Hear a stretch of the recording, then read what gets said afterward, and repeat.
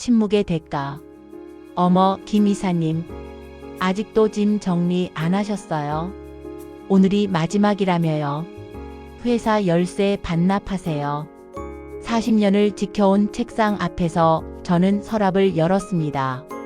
하지만 열쇠를 건네는 대신 품에서 서류를 꺼냈죠. 이거부터 읽어보시죠, 박 사장님. 주식 명의신탁 해지 및 실소 유주 권리 확인서. 젊은 사장의 얼굴이 창백해졌습니다. 서류를 집어들더니 손이 떨리기 시작했죠. 이게 뭡니까? 이 회사 지분 37%, 실제 소유주가 누구인지 적혀 있습니다. 사무실 문이 열리며 정장 차림의 변호사 2명이 들어섰습니다. 김태준 고문님, 법원 허가 받았습니다. 이사회 소집 가능합니다. 40년 만에 처음으로 저는 진짜 웃음을 지었습니다. 좋습니다. 시작하시죠. 이것이 제 복수의 마지막 장면이었습니다. 40년간 침묵으로 삼켰던 모든 것을 되돌려 받는 순간이었죠. 제 이름은 김태준입니다. 올해 68. 평생을 한 회사에 바친 사람이죠. 1985년 3월 2일 28배의 나이로 대한정밀기계에 입사했습니다. 직원 15명의 작은 공장이었어요.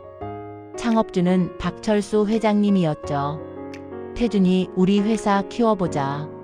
내가 기술은 있는데 경영을 몰라. 자네가 도와줘. 박 회장님은 저를 믿어주셨습니다. 저는 그 믿음에 보답하기 위해 밤낮 없이 일했어요. 새벽 5시 출근, 밤 11시 퇴근. 주말도 명절도 없었습니다. 아내는 눈물로 호소했지만 저는 꿋꿋했죠. 여보, 조금만 참아요.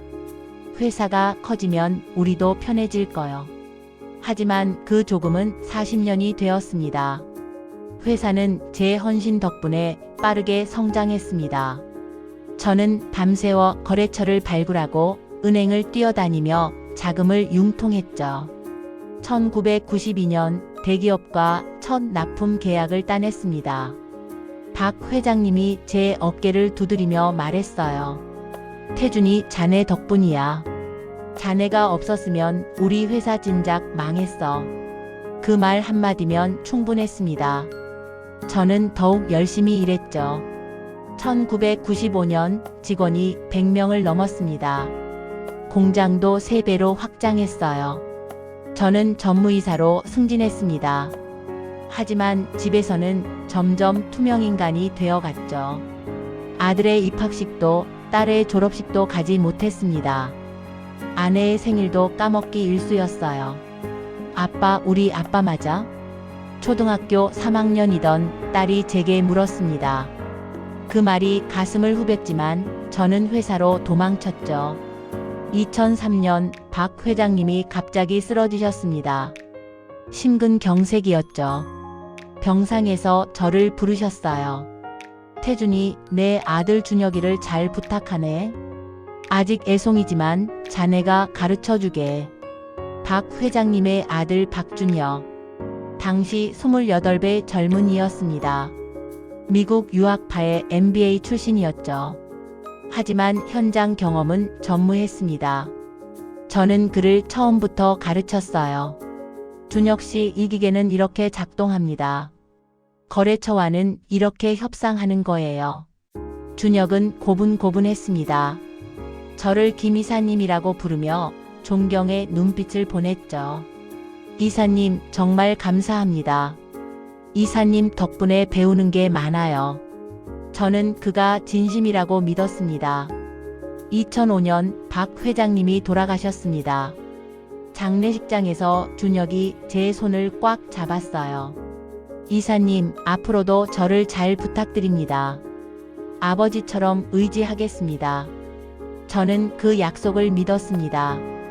준혁이 사장이 된 후 회사는 더욱 성장했습니다. 하지만 분위기가 달라지기 시작했죠. 젊은 MBA 출신들이 대거 영입되었습니다. 그들은 저를 꼰대라고 부르기 시작했어요. 김 이사님, 요즘 세상에 그런 방식은 안 통해요. 데이터 기반으로 해야죠. 저는 참았습니다. 젊은 사람들이니까, 배우는 중이니까. 2015년 회사가 코스닥에 상장했습니다. 준혁 사장의 지분은 51%로 늘어났죠. 이사님 축하드립니다. 이사님 덕분입니다. 그는 여전히 저를 지켜 세웠습니다. 하지만 뭔가 달라진 게 느껴졌어요. 눈빛이 차가워졌습니다. 2018년 저는 부사장으로 승진했습니다. 하지만 실권은 점점 줄어들었죠. 중요한 회의에서 제외되기 시작했습니다. 제 의견은 무시당했어요. 김 부사장님, 시대가 변했잖아요. 그런 구식 방법은 이제 젊은 임원들이 노골적으로 무시했습니다. 준혁 사장은 그저 웃으며 지켜볼 뿐이었죠. 2022년 저는 65이 되었습니다. 정년까지 3년 남았죠. 어느 날 준혁 사장이 저를 불렀습니다. 이사님, 고문으로 올라가시는 게 어떨까요? 편하게 후배들 지도나 해주시고. 고문. 듣기 좋은 말이었지만 실상은 명예퇴직이었습니다. 사장님, 저는 아직 일할 수 있습니다. 이사님, 이제 좀 쉬세요. 40년 동안 고생하셨잖아요. 저는 거절했습니다. 하지만 그때부터 본격적인 따돌림이 시작되었죠. 제 책상이 구석으로 옮겨졌습니다. 업무가 하나씩 빠져나갔어요. 사람들이 제 앞에서 수근거렸습니다. 저 영감 언제 나가시려나. 2024년 11월 1일 금요일. 그날도 저는 새벽 6시에 출근했습니다. 텅 빈 사무실에서 커피를 내렸죠. 8시쯤 사람들이 하나둘 출근하기 시작했습니다. 그런데 분위기가 이상했어요. 모두 저를 피하는 것 같았습니다. 구시 인사팀장이 제 책상으로 왔습니다. 김 이사님, 잠깐 회의실로 오시겠습니까? 저는 불길한 예감이 들었지만 따라갔습니다. 회의실에는 준혁 사장과 젊은 임원 3명이 앉아 있었어요. 앉으시죠, 이사님. 준혁 사장의 목소리는 차가웠습니다. 더 이상 아버지처럼 의지한다던 그 젊은이가 아니었죠. 이사님, 회사가 구조조정을 하기로 했습니다. 구조조정? 네, 이사님도 명단에 포함되셨습니다. 순간 귀가 멍했습니다. 40년, 제 청춘 전부를 바친 이 회사에서 저를 자르겠다고? 사장님, 저는 이사님, 퇴직금은 넉넉히 드리겠습니다. 3개월 안에 정리해 주시면 됩니다. 사장님, 제가 이 회사를 위해. 이사님, 과거는 과거입니다. 지금은 새로운 시대예요. 이사님 같은 분은 더 이상 우리 회사에 필요하지 않습니다. 그 말이 칼처럼 제 가슴을 후볐습니다. 필요하지 않다. 40년 헌신이 필요 없다는 한마디로 끝나는 순간이었습니다. 저는 집에 돌아와 아내에게 말하지 못했습니다. 방에 들어가 혼자 앉아 있었죠. 창밖을 내다보았습니다. 어둠 속에서 40년의 기억이 주마등처럼 스쳐 지나갔어요. 새벽 출근길의 차가운 공기. 밤늦게 공장에서 혼자 설비를 점검하던 날들. 거래처를 찾아 전국을 뛰어다니던 시간들.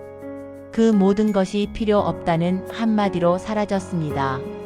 저는 책상 서랍을 열었습니다. 깊숙한 곳에 숨겨두었던 낡은 수첩이 있었죠. 1985년부터 적어온 업무일지였습니다. 40년간의 모든 기록이 담겨 있었어요. 그리고 그 맨 뒤에는 한 장의 종이가 끼워져 있었습니다. 주식 명의신탁 계약서.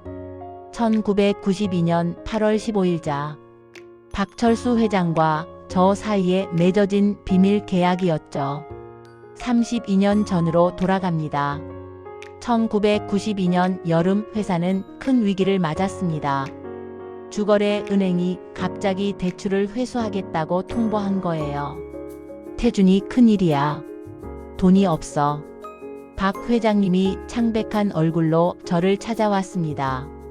회장님, 필요한 금액이 얼마입니까? 3억.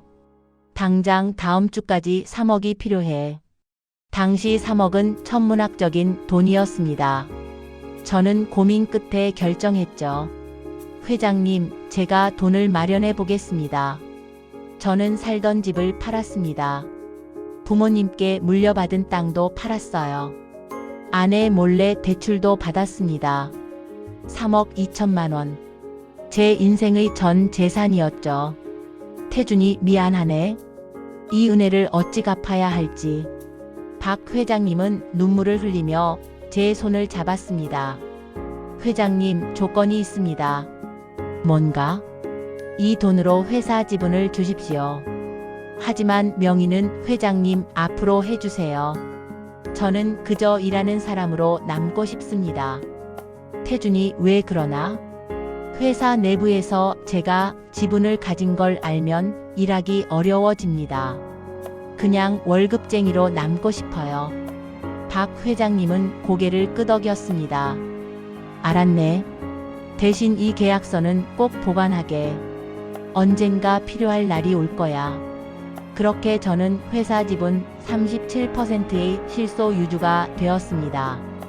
하지만 명의는 박철수 회장 앞으로 되어 있었죠. 세상은 이것을 차명주식 또는 명의신탁이라고 불렀습니다. 저는 32년 만에 그 계약서를 다시 펼쳤습니다. 노랗게 바랜 종이. 하지만 박철수 회장의 도장과 서명은 선명했어요. 실소 유주는 김태준이며 명의자 박철수는 단순 신탁자임을 확인함. 법무사의 공증 도장도 찍혀 있었습니다. 저는 떨리는 손으로 전화를 걸었습니다. 여보세요, 법무법인 정의입니까? 상담 좀 받고 싶은데요. 일주일 후 저는 강남의 한 법무법인을 찾아갔습니다. 50대 중반의 여성 변호사가 저를 맞았어요. 김태준 고문님이시죠? 이서연 변호사입니다. 네, 반갑습니다. 저는 32년 된 계약서를 꺼내 보여드렸습니다. 이 변호사는 한참 동안 서류를 검토했어요. 그리고는 고개를 들어 저를 쳐다봤죠. 고문님, 이거 진짜입니까? 네. 그럼 고문님이 대한정밀기계의 실질적인 대주주라는 말씀이신가요? 그렇습니다. 이 변호사의 눈이 반짝였습니다. 고문님, 이 계약서만 있으면 고문님은 회사의 진짜 주인입니다. 지금 당장 명예환원을 청구하실 수 있어요. 가능합니까? 물론입니다. 명의신탁은 불법이긴 하지만 실소유주의 권리는 법으로 보호받습니다. 판례도 명확합니다. 저는 숨이 막혔습니다. 40년 동안 잊고 살았던 권리. 그것이 지금 제 손안에 있었습니다. 변호사님, 제가 뭘 하면 됩니까? 우선 명의신탁 해지 통보를 하셔야 합니다. 그리고 주주명부 변경을 청구하는 거죠. 그럼 제가 이사회에서 발언권을 가질 수 있습니까? 발언권은 기본이고요. 37% 지분이면 사실상 최대 주주입니다. 준혁 사장의 51%를 견제할 수 있어요. 저는 심호흡을 했습니다. 변호사님, 시작하시죠. 그날부터 저는 철저히 준비했습니다.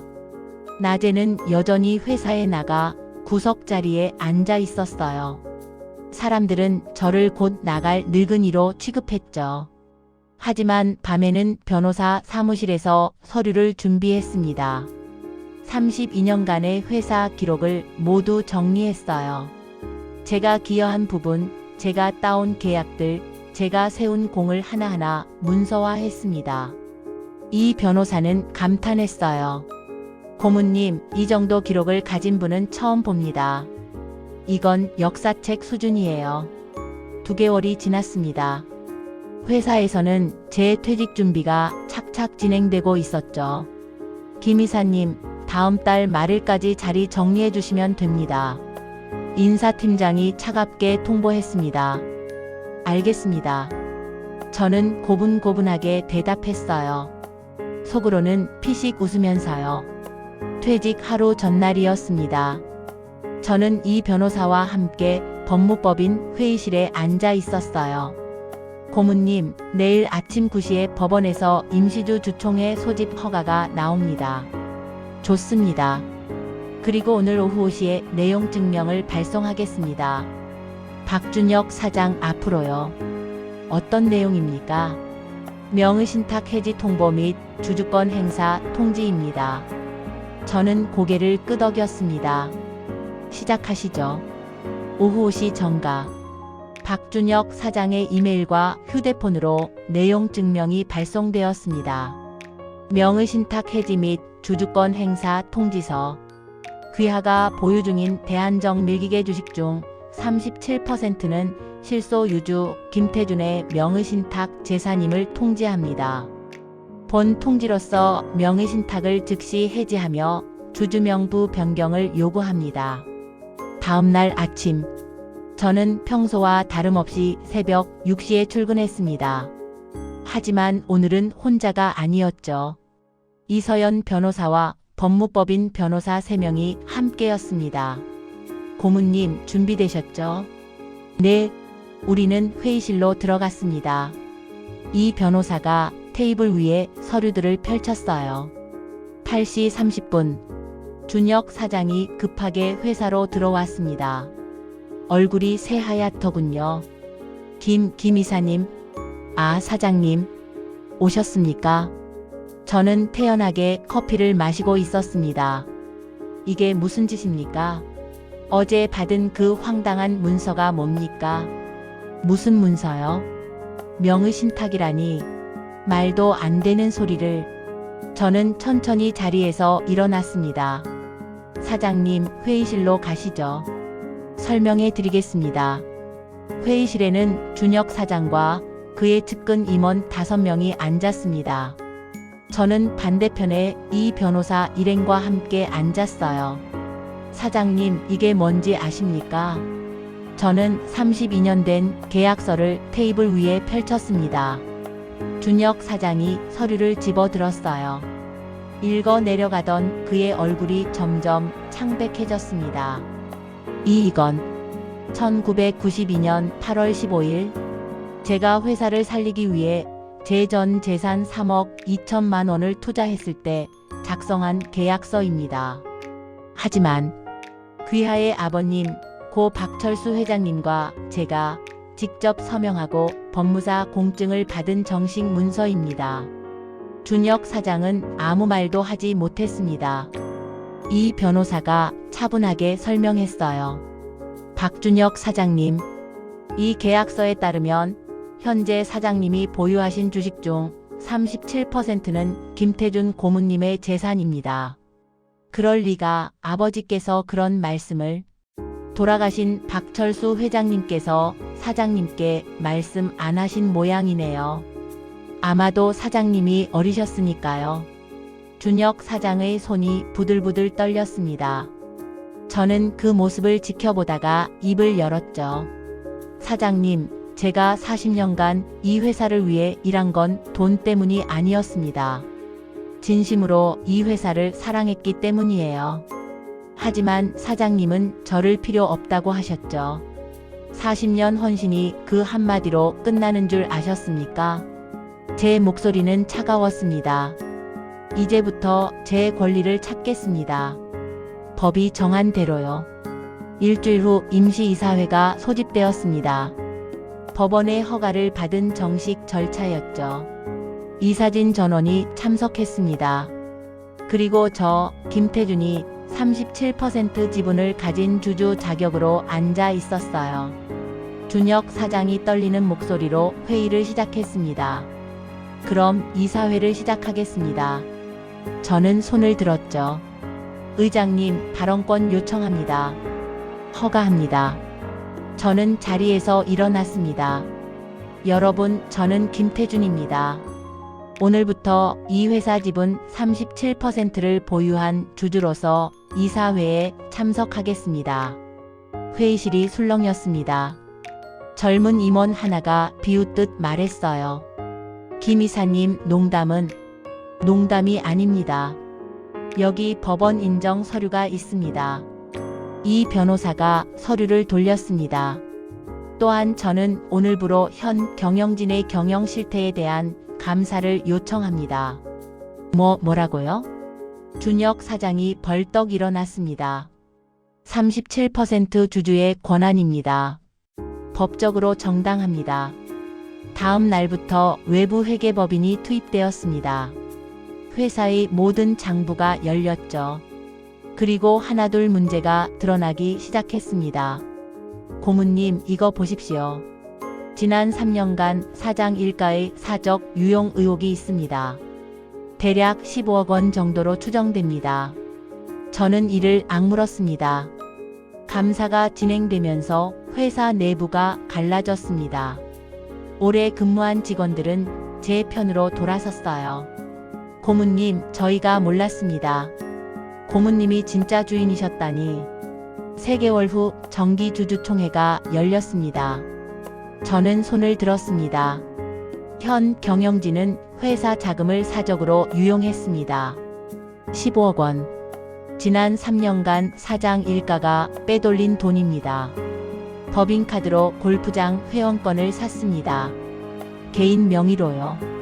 이게 정당한 경비입니까? 주주들의 야유가 터져 나왔습니다. 그리고 사장님, 당신은 저를 구조조정 명단에 올렸습니다. 40년 헌신한 사람을 필요 없다고 하셨죠. 하지만 정작 필요 없는 건 당신이었습니다. 투표 결과는 찬성 49%, 반대 51%, 1% 차이로 부결되었습니다. 하지만 한 달 후 검찰이 회사에 압수수색을 나왔습니다. 횡령과 배임 혐의였죠. 제가 제출한 감사 보고서가 결정적 증거가 되었습니다. 준혁 사장이 수갑을 차고 끌려가는 모습을 저는 창문 너머로 지켜보았어요. 임시주주총회. 전문 경영인이 새 사장으로 선임되었죠. 저는 이사회 의장으로 취임했습니다. 사람들이 박수를 쳤어요. 하지만 저는 기쁘지 않았습니다. 복수에 몰두하는 동안 저는 아내를 돌보지 못했습니다. 어느 날 아내가 쓰러졌어요. 췌장암 사기입니다. 길어야 6개월입니다. 의사의 말에 저는 무너졌습니다. 병실에 누운 아내를 보며 저는 깨달았죠. 제가 지킨 건 회사였지만 잃은 건 가족이었다는 것을요. 여보, 미안해요. 저는 아내의 손을 잡고 울었습니다. 괜찮아요. 당신이 옳은 일 한 거예요. 당신 존엄을 지킨 거잖아요. 아내는 웃었습니다. 이제 회사 일 그만하고 나랑 여행 가요. 네. 아내는 떠났습니다. 저는 회사를 떠났어요. 지분은 모두 우리 사주조합에 헌납했습니다. 직원들이 주인이 되는 회사를 만들어주세요. 그것이 제 마지막 부탁이었죠. 지금 저는 작은 시골집에 살고 있습니다. 아내와 가려던 여행지를 혼자 돌아다니며 지내죠. 복수는 성공했습니다. 제 권리도 찾았어요. 하지만 행복한가요? 아니요. 그저 텅 비었습니다. 복수는 때로 필요하지만 그 대가가 무엇인지 생각해 봐야 합니다. 정말 소중한 것이 무엇인지 너무 늦기 전에 깨달으시길 바랍니다.